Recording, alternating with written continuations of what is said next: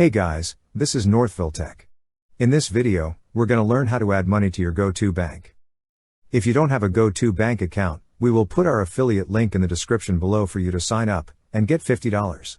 But if you already have an account, just open the website, then click Login. Now, log in with your email address and password.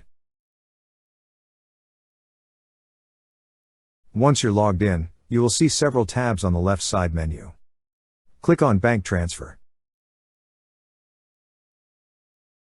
Now, select the external bank account from which you're going to pull out the money.